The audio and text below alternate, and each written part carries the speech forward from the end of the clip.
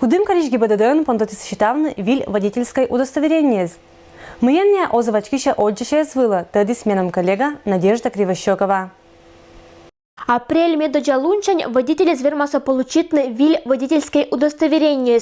Виль поправки скат на черте россиян аркмиса виль категория вылыса примитамаш еще 2013 годча ноябрь месяца. Сыводач вылыса джир вид категория. Эниньялуаса даса сиджа содыса квать под категория.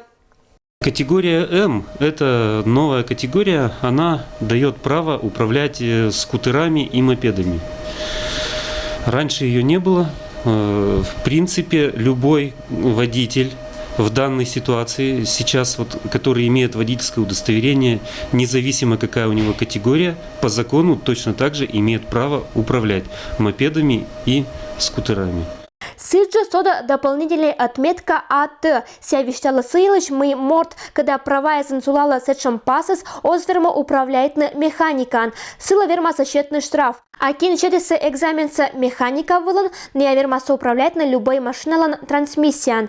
Это вершем без увья автошкола зан пондосковно вежная программа. Программ по подготовке водителей согласно новому водительскому удостоверению нет. Так как проект примерных программ по подготовке водителей транспортных средств 14 категорий, которые присутствуют в новых водительских удостоверениях, сейчас разработало Министерство образования и науки, но требуется согласование с Министерством автомобильного транспорта, соответственно с Департаментом безопасности дорожного движения. Кычач абу утвердитам программа, абу и лицензия. Это шань автошкола вилетен ваш программа щерти. Виль категория щерти луаса содамаш теоретической части да сыджи сода сычам предмет кыч психология. Виль водительское удостоверение верма свежны и медицинские показатели. На сегодняшний день никаких дополнений, изменений в 302 приказ Министерства здравоохранения Российской Федерации до нас пока не поступало. Поэтому весь медосмотр мы будем проводить как положено по 302 приказу.